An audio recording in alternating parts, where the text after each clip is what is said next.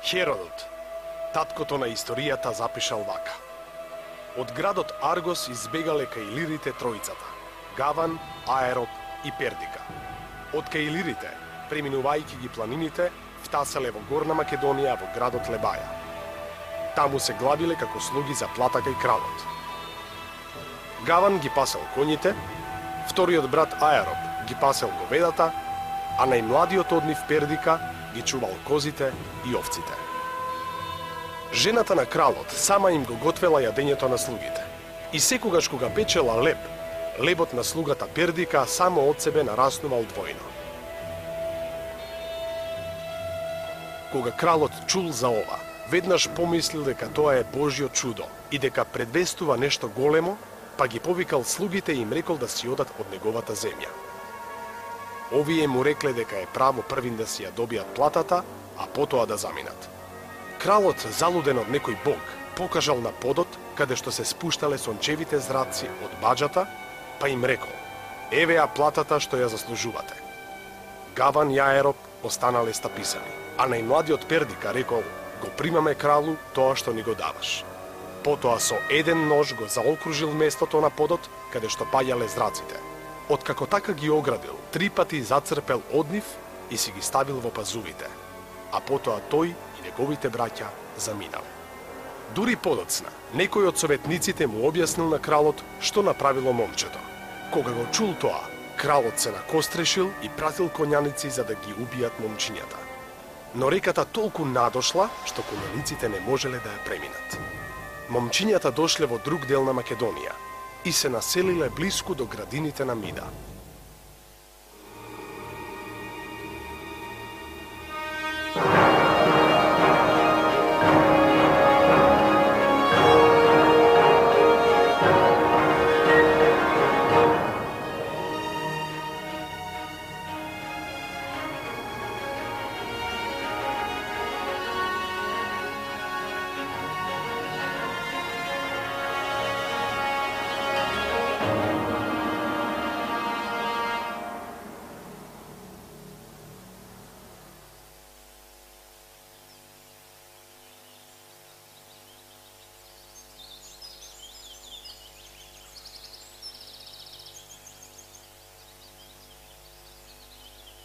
Гаван, Аероп и Пердика.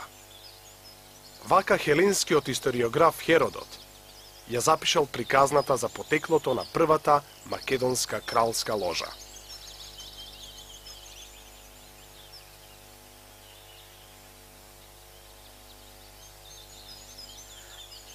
Мугрите на македонското кралство ги покрива мрак.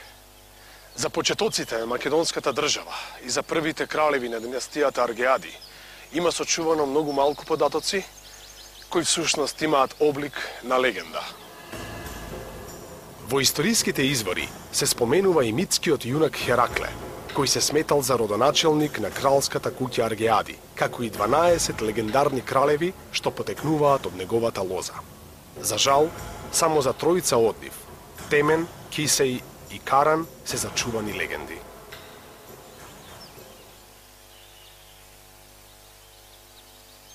Известно е дека етничкото обликување на античките македонци се случувало и завршило во периодот од раната историја, што го нарекуваме железно време.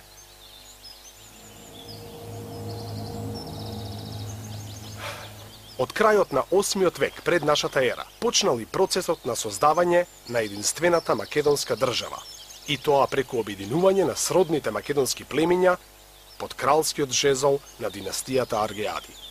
Од прилика во исто време почнува да се користи името Македонија. Изворите зборуваат за митскиот Македон, кој бил родоначелник на македонците.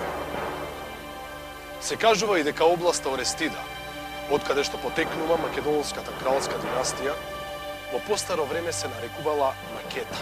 Најпосле, Херодот го споменува племето македонци. За значењето на името Македонија постојат неколку верзии, тоа се направени врз основа на лингвистички анализи.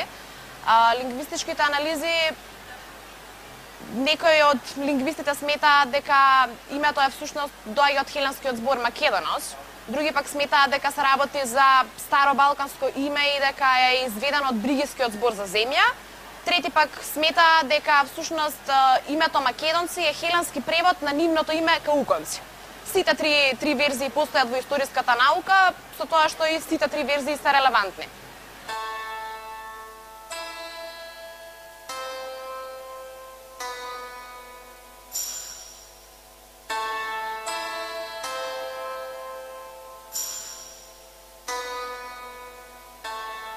Со обединувањето на македонските племиња и почетоците на единствената држава, името Македонија добивало се пошироко географско и политичко значење.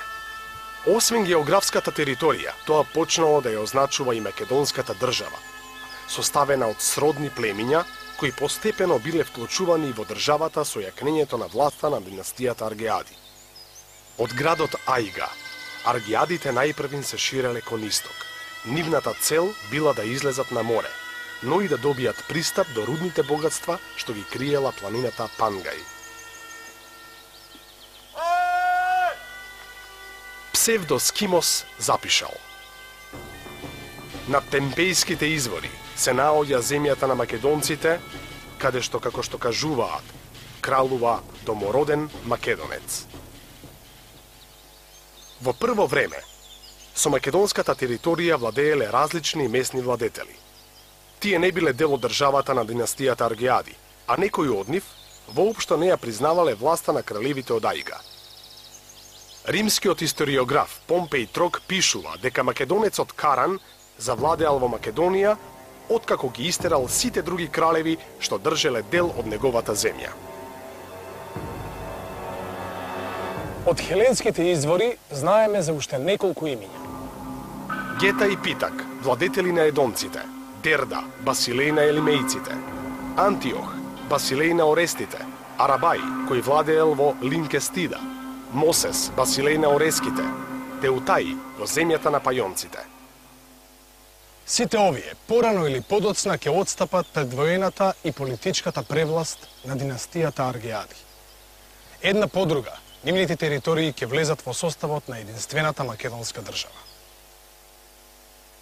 За разлика од хелените, каде што имале полисно уредување, кај македонците нивното уредување било во кралство или монархија. Има две мислења дека македонската монархија била уредувана во конституционален тип и наспротивно дека била уредувана во персонално или автократско кралство.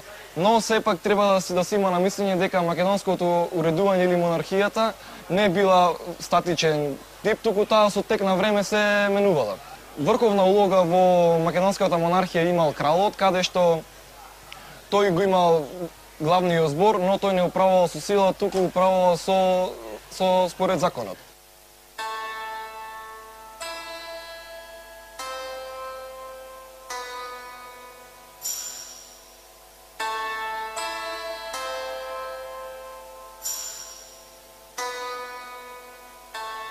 Денес излеговме на улица, за да видиме колку нашите сограѓани ја познаваат својата историја. Дали знаете во времето на кој крал од 4-тиот век од Старата ера ќе се поклопат политичките и географските граници на Македонија, кога кралството ќе го достигне својот зенит? Да, во времето на Филип II Македонски.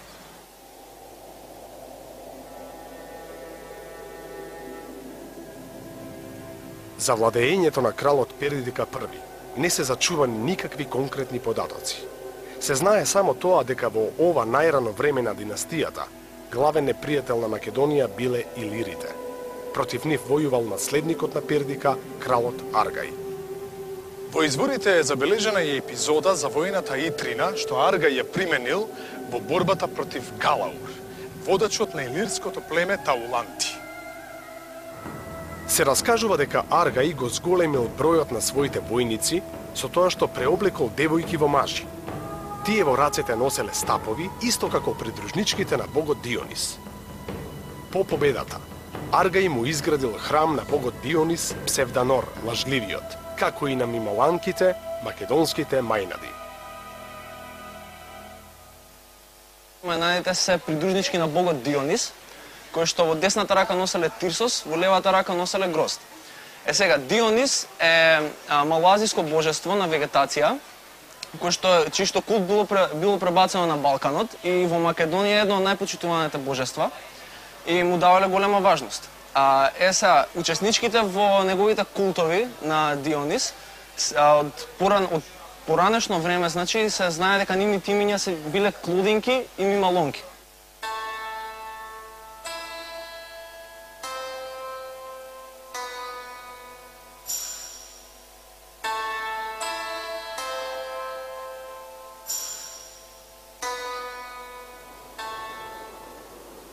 Во борба со илирите, кои ја нападнале македонската земја, загинал и кралот Филип I, а против нив војувал и неговиот наследник, кралот Аероп I.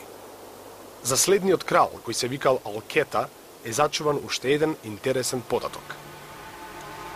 Тој како бебе во една прилика бил однесен на бојното поле во Лука, зашто неговите македонци верувале дека само божеското присуство на кралот може да обезбеди победа на бојното поле.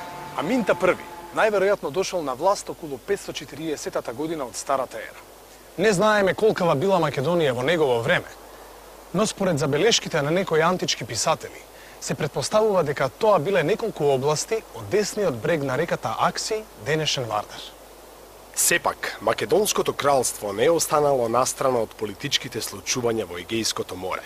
Напротив, кралството Мошне бргу се нашло во средиштето на случувањата, и тоа поради еден настан чие жариште се наоѓало мошне далеку од македонската престолнина. Големиот персиски крал Дареј се нафатил на освојувачки поход на европска почва. Херодот вели дека Дареј сакал да им удоволи на желбите на неговата жена. Дали знаете како се викала таа? Не. Атоса. Некои научници тврдат дека сакал да ги освои европските скити. Други пак мислат дека Дареј бил привлечен од богатството на Егејското крајбрежје и неговите суровини. Веројатно никогаш нема да дознаеме што го натерало големиот Дареј да се нафати на ваква работа. Но како и да е, во 513 година од Старата ера, големата персиска воена сила се префрлила преку Босфор. И за прв пат во историјата, една азиска сила навлегла во Европа. Околу 500 година од Старата ера, состојбата во Егејскиот басен се сменила. Хелените на малоазиското крајбрежје кренале бунт против персиската власт, во што добиле голема помош и од Балканот, особено од Атина. Ова востание во историјата било наречено Јонско и се разбира, персиците го задушиле, но затоа им биле потребни повеќе од 5 години. Во меѓувреме се случила смена на македонскиот престол. Најдоцна во 498 година од Старата ера, на престолот во Ајга бил устоличен Александар I. Речиси сите податоци за Александар I се врзани за настанот на векот, грчко-персиските војни. Дури и да сакал, Александар не можел да остане настрана од непријателствата меѓу персиците и хелените, кои наближувале кон точка на вриење.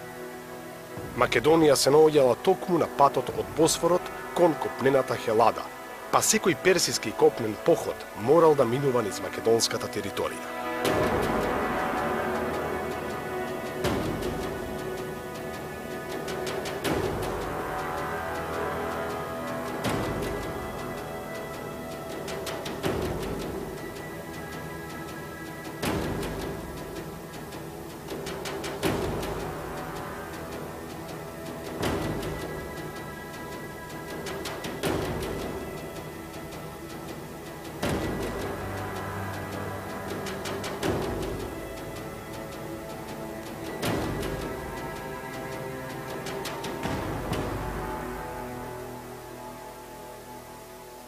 Значи, учествувал на страната на персиците и учествувал и на страната на античките грци делумно.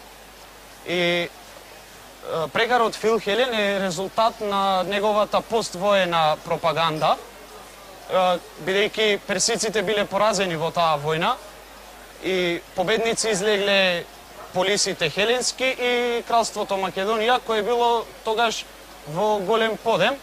Александар I барал начин да излезе на меѓународна сцена затоа единствен излез било Олимписките игри. Олимписките игри биле излез и услов за присуство било хеленското потекло. Александар тоа го немал и ја искористил истоименоста на градовите Аргос Орестикон, од каде што потекнува династијата, и Аргос на Пелопонес, но може да се каже дека не учествувал на Олимписките игри, бидејќи во списоците од Олимписките игри неговото име го нема, иако наводно победил. Прекарот Фил Хелен, кој значи пријател на хелените, нам ни кажува доволно дека Александар не бил хелен.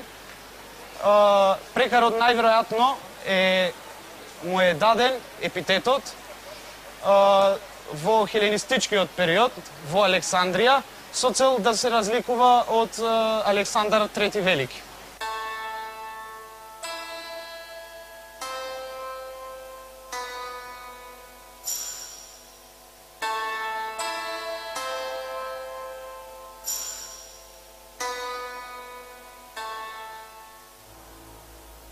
Персиците почнале да го подготвуваат теренот за нови дејствија кон запад. Начело на овие операции стоел прочуениот персиски војсководец Мардони, син на благородникот Гобрија. Херодот нема многу пофални зборови за Мардони. Тој пишува дека војската на персиецот била речиси сотрена од племето Бриги.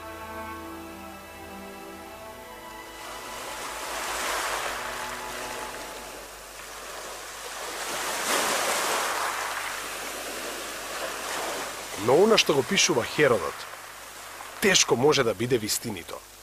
Всушност, постигањата на Мардони воопшто не биле за подценување. Бригите, иако победиле, сепак не го одбегнале персискиот јарем. Жителите на богатиот остров Тасос, кои претходно ги контролирале рудниците на копното, сега сами си ги урнале цврстите градски бедеми и му ја предале целата флота на великиот Дареј. И не треба многу за да се свати дека за само неколку месеци Мардони во целост ја исполнил задачата што му била доверена. Персиската власт во Европа била целосно обновена.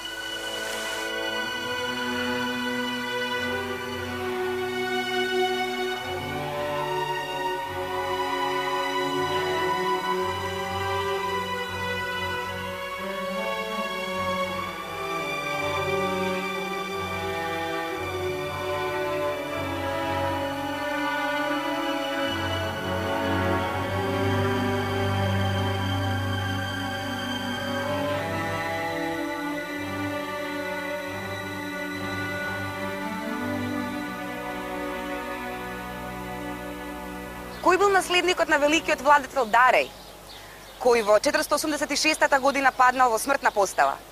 Не знам, кој бил? Неговиот син Ксеркс, кој решил еднаш за секогаш да се пресмета со хелените на оваа почва. Во 483 година, Бубарес, сопругот на македонката Гигаја и зет на Александар I, бил пратен да го надгледува копањето на големиот канал преку полуостровот Атос на Халкидик, откаде во блиска иднина требало да мине моќната персиска флота. Откако завршиле сите подготовки, флотата се пробила до Термајскиот залив. Таму веќе чекале персиската шаренолика копнена војска, предводена лично од кралот Ксеркс. Во силите на Ксеркс имало одреди од сите покорени или сојузнички држави и од сите области низ кои минувала војската. Оставени без избор, во персиската војска се нашле борци од безмалку сите племиња што живееле на Тракиското и Македонското крајбрежје. Така што кон персиската војска морал да се приклучи и Александар I. Сдружените хеленски сили се подготвувале да го пречекаат страшниот непријател во тесницот Темпе, токму на границите меѓу Македонија и Северна Хелада. Но македонските гласници на кралот Александар ги предупредиле своите соседи, кои веќе биле построени дека ќе бидат заобиколени преку други премини. По ова, хеленските чети се повлекле кон југ, овој пат Тие се утврдиле кон тесницот Термопили, на јужната граница на Тесалија. Со овој потег македонецот постигнал две цели. Не само што успеал да ја пренасочи персиската војска од Македонија во Хелада, туку истовремено, иако бил построен во персискиот боен ред, успеал да го избегне војниот судир со своите довчерашни соработници хелените.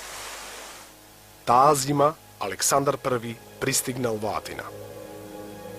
Како пратеник на кралот Ксеркс и војсководецот Мардони, македонецот им носел на атињаните понуда за оделен мир и сојуз со Персија. Зошто на оваа задача бил испратен токму Александар? Персискиот план бил едноставен и логичен. Најважно било да се порази Атина, зашто тоа би значело крај на борбата на здружените хеленски сили. Без Атина како сојузник, другите градови би немале друг избор, освен безусловно да му се покорат на персискиот крал. Токму затоа, пораката што Александар ја донел во Атина била мощно примамлива.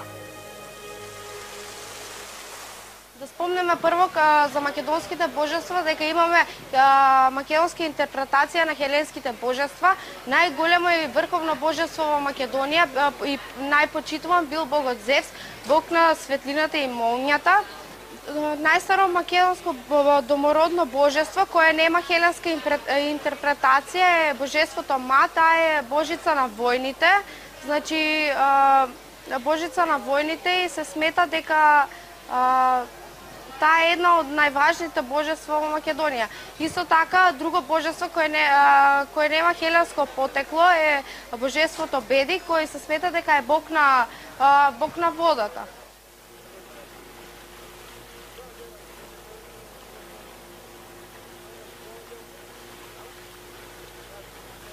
Ксеркс им понудил на атињаните да им ги простат минатите престапи, повторно да ги изгради разурнатите храмови, да им помогне да го прошират влијанието надвор од полуостровот Атика и најпосле да им дозволи да живеат во согласност со нивните закони.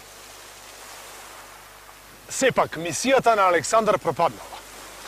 Атињаните ја одбиле персиската понуда, затоа што со персискиот предлог ниту се решавало прашањето за причините на војната, ниту пак прашањето за превласт во Егејското море.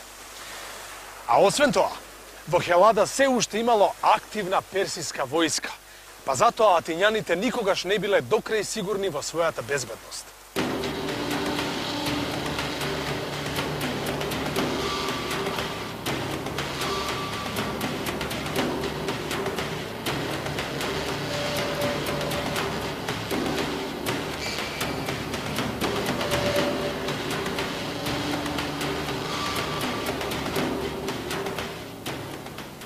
По поразот и повлекувањето на персиците, Александар и хелените морале да продолжат да соработуваат. Александар како персиски помагач и непријател не им бил од корист ниту на македонците, ниту на атињаните. Но затоа Александар како таен сојузник на хелените и снабдувач со дрво, бил токму она што во повоениот период им бил потребен на Атина и на нејзината флота. Во битката кај Платаја, Александар најпосле морал да ги построи своите војници против хеленските. За жал, за улогата на македонските одреди во оваа битка не е зачуван ниту еден податок. Во секој случај, под водството на спартанецот Павсанија, здружените хелени извојувале блескава победа. Персиците, тешко поразени, морале да се подготват за долго и мачно повлекување кон Азија. По повлекувањето на персиците, на териториите меѓу реките Акси и Стримон, веќе немало цврста власт. Александар лесно го искористил ова и наметнал контрола врз македонските области се до брегот на Стримон, кој станала источна меѓа на проширената македонска држава. Пристапот кон новоосвоените територии лесно можел да се брани кај најлесниот премин преку реката наречен Девет патишта. Таму, половина век подоцна, Атина ќе основа важна колонија Амфипол, која ќе стане јаболко на раздор не само меѓу македонците и хелените, туку и меѓу Атина и Спарта.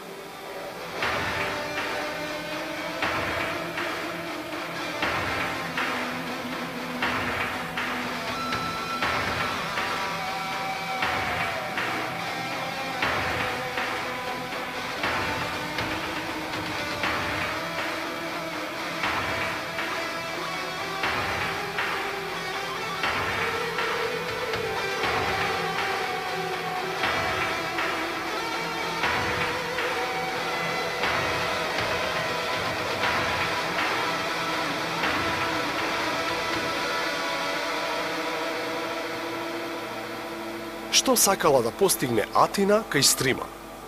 Клучот за овој потек се крие во атинските потреби од дрво за бродоградба. Атинското снабдување се уште целосно зависело од Македонија. Александар I бил главниот снабдувач со квалитетно македонско дрво, но откако извојувал економска независност, Атина не можела ниту да го контролира, ниту пак лесно да го подчини. Најважниот атински увозен материјал зависел од добрата волја на македонскиот крал, а тоа Атина не смеела да си го дозволи. Која година починал кралот Александар I? Починал во 454 година од Старата ера. Точно така. Неполна деценија по атинските обиди за населување на местото 9 патишта. Македонија по неговото владеење ни одблизу не личела на кралството што му го оставил неговиот татко Аминта. Така Македонското кралство израснало во голема политичка и економска сила на северното Егејско крајбрежје. Сила која морала да биде земена во предвид при секој политички или воен потфат во регионот. Македонија била обединета од реката Стримон на исток до падините на планината Олимп на југ. По ваквиот подем на кралството, Александар се почувствувал доволно силен за да излезе на меѓународна сцена.